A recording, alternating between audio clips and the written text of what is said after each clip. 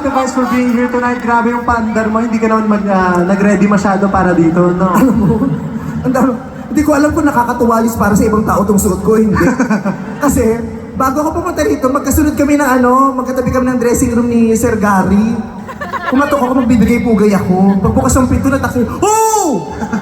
Kinatahan ko na lang siya, sabi ko, huwag kang matakot, huwag mabahala. Natakot siya, Day. Oh. Pero syempre, concert mo. Yes. Special. Opo. Di ba yung putyo-putyo? Nakakaya naman sa audience mo. Buo ka ng crowd tonight, no? Oo naman. Mabigat ba to headdress mo? Di ba? Ha? Mabigat ba to?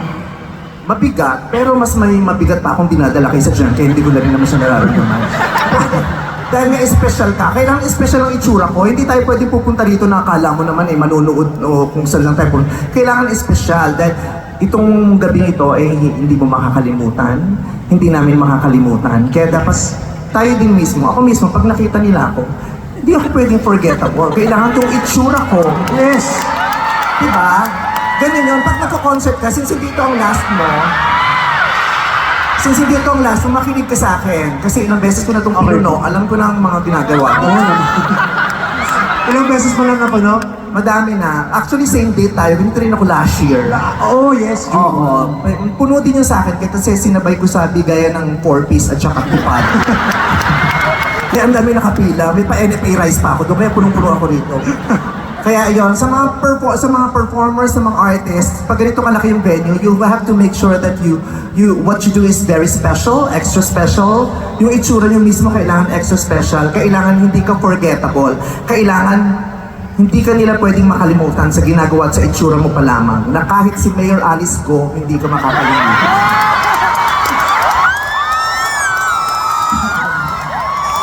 Sa itsura ko ngayon, pag sinend ko to kay Alice Go, tignan ko kung makalimutan nyo to after 10 years. Hindi ko na makakalimutan talaga. Oo. Hindi niya masasabi yun kayo, your honor.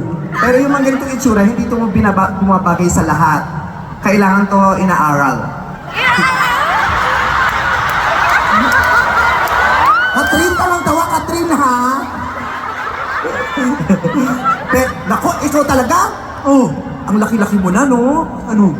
Dati, Diyos ko, ang liit-liit mo. Paano kung nakitang nakilala? Nag-guess ka sa GG ngayon, ang laki-laki mo na. Ang dami mo nang ipinapakitang kakaiba. Yung huling sayaw mo kanina, yung nagkagano. Diyos ko! Paano? Sabay-sabay sapatos. Pag ako nagko-concert dito, naka 1,000 jokes na ako, hindi pa nagtitigalan. Pero ikaw gumano ka.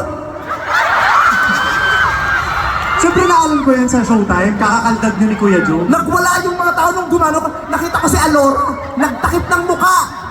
Na para bang miss na yung mga ganon. Ang tagal lang hindi na. Diba? Pati si Dr. Vicky Bello, Diyos ko, nung gumanong ka, nagpa-schedule ng ultrasound. Grabe!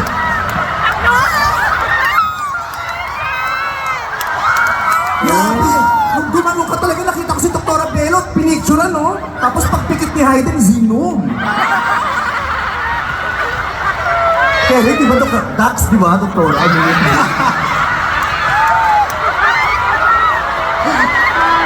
Mas okay na yun. pero ang galing. Paano ulit yun? Paano yung gano'n?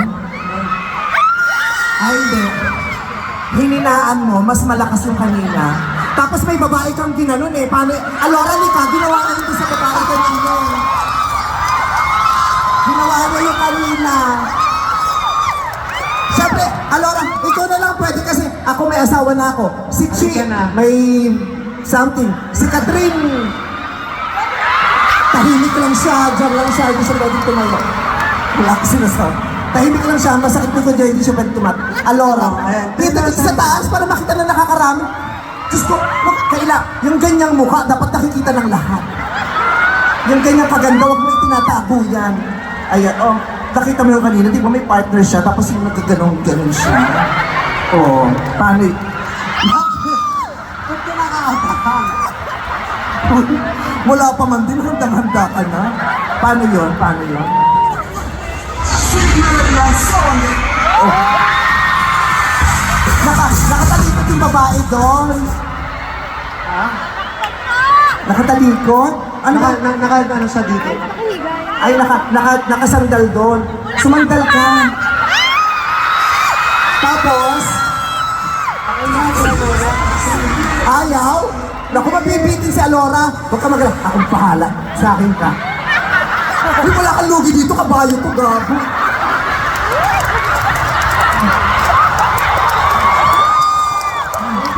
Sumusi ka pa sa akin, Alora, ha? Huy! Hindi. Seriously, congratulations! Thank you, ate. Grabe. I love you very much. So, gines po ako rin dito ni Darren, tapos ako yung nilagay niyo dun sa last guest. Kasi syempre, pag ganitong oras, medyo inaantok na para magpatawa lang. Kailangan ng mga payaso ng ganitong oras. But seriously, congratulations. I love you. I am very proud of you. The entire Showtime family is very proud of you. Thank you, mami. And we are so grateful na part ka na ng Showtime family. Thank you po. Sana nag-enjoy ka everyday with us. Yes, after nitong concert, makakabalik na ako sa Monday. Ayan, please.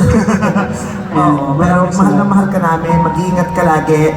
Gawin mo lahat ng gusto mo na makakapagpasaya sa'yo at makakapagpapasaya sa'yo, sa fans mo, sa pamilya mo, sa lahat ng mga mahal mo sa buhay. Ang dami mong pinakita tonight, sumayaw ka ng matindi, kumanta ka ng matindi, lahat. Parang pinakita mo na lahat, iskandal na lang inaantay natin. Uy, wag. Charot lang. Hindi tayo magulang po. So, sino may gusto?